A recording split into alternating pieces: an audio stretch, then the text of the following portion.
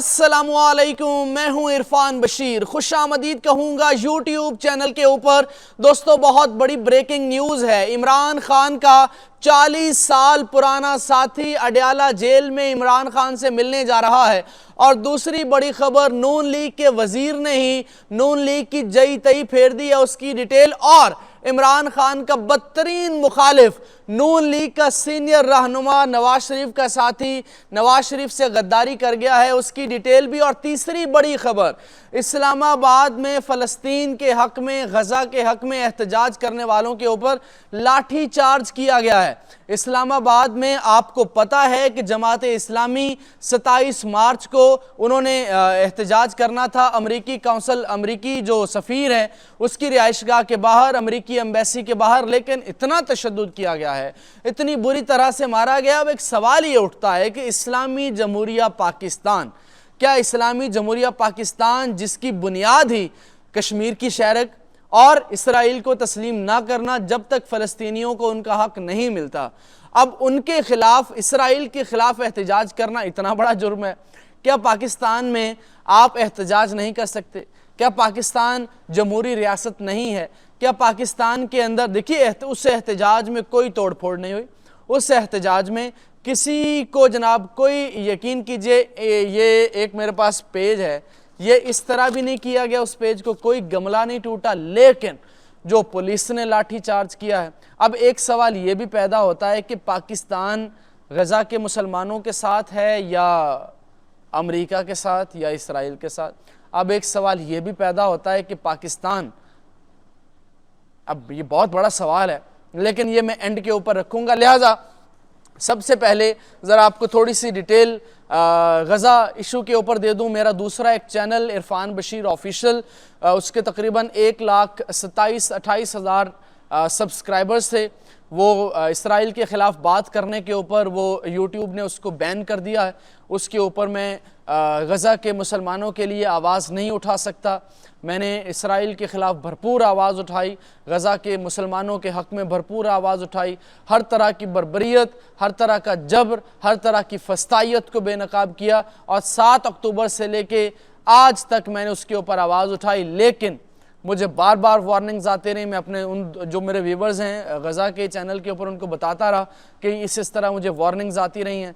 एक वार्निंग आई, मैंने कहा हम नहीं रुकेंगे, हम आवाज़ उठाएंगे। दूसरी वार्निंग आई, हमने कहा हम नहीं रुकेंगे। मेरी टीम मुझे रोकती रही माफ़ कीजिएगा, लेकिन मैं नहीं रुका। मैंने कहा नहीं, वो हमारा जिहाद है हमारे लिए। तीसरी वार्निंग आई, मैं फिर भी नहीं रुका।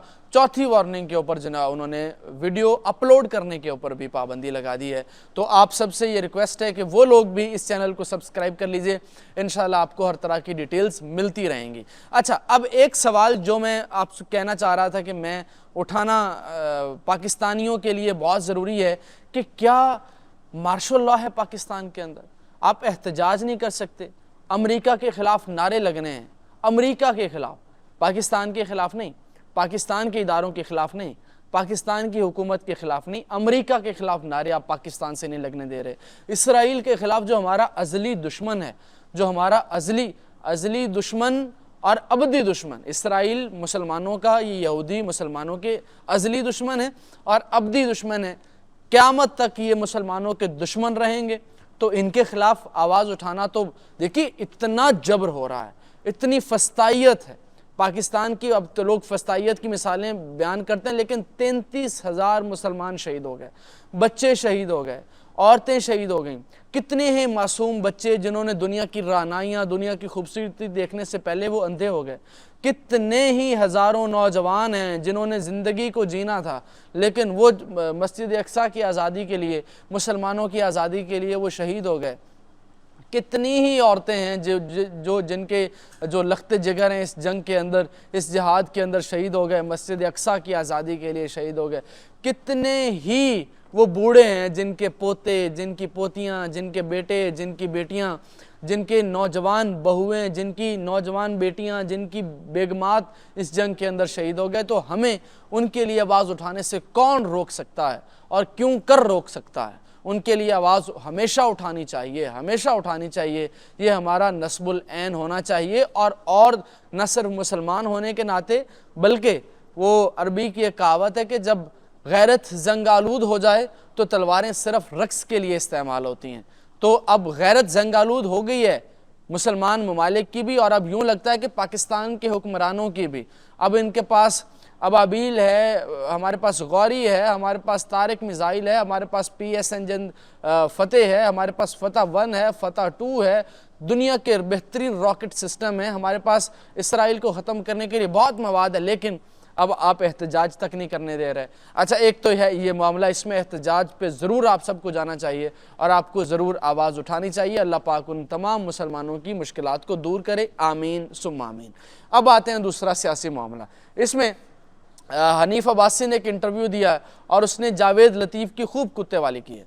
उसने कहा है कि जावेद लतीफ़ जो कि ख़ुद इलेक्शन हार गया है, और उसने, अच्छा जावेद लतीफ़ ने कहा क्या था? जावेद लतीफ़ आपको पता है कि इमरान खान का बदतरीन मुखालिफ है।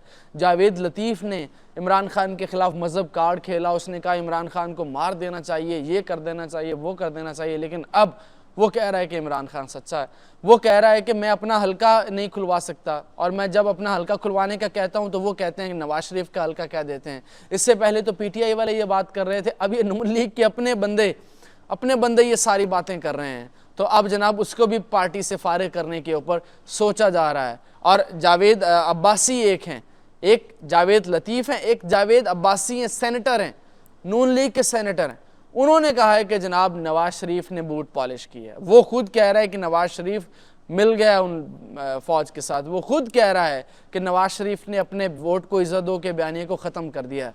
वो खुद कह रहा है कि नवाज शरीफ उस बयानिए के ऊपर कायम नहीं है। वो खुद कह रहा है हम इलेक्शन नहीं जीते। वो खुद कह रहा है कि हमारी हुकूमत फॉर्म 47 की, और आज तो उसने ये कह दिया कि ये क्या हुकूमत है जो अपना वज़ीर नहीं लगा सकती, वो फैसला कर सकती है। और फिर शहबाज शरीफ को अपनी ही बनाई हुई CEC कमेटी से फारिग कर दिया मोहसिन नकवी ने। मोहसिन नकवी शहबाज शरीफ से ज़्यादा ताकतवर है। मोहसिन नकवी जिसके पास सेनेटरशिप है, जिसके पास वजारत दाखिला है, जिसके पास चेयरमैन PCB है, जो वज़ीर आला रहा है, वो शहबाज शरीफ से ज़्यादा ताकतवर है। वो इसाक डार को भी फारिग कर दिया CEC से। तो ये कोई हुकूमत है? ये तो मुलाजमत है, ये तो नौकरी है, ये तो किसी टाइम भी जा सकती है, क्योंकि ये अवाम के मैंडेट की तौहीन है, मैंडेट चोरी की हुकूमत है, और यही वजह है कि ये नाकाम व नामुराद हो रहे हैं। अब आखिरी बात, आप सबको पता है कि चौधरी निसार इमरान खान का बहुत पुराना साथी है। इमरान खान ने बड़ी उसको दावतें दी अपनी पार्टी के अंदर आने के लिए। इमरान खान ने बड़ी कोशिशें की कि वो इमरान खान की पार्टी में आए, इमरान खान को ज्वाइन करे। 5 साल हो गया उसने नून लीग को छोड़ा हुआ। अब उनके करीबी ज़राए ने ये दावा किया है कि जनाब वो इमरान खान को ज्वाइन कर सकते हैं, क्योंकि वो असली और नस्ली बंदा है।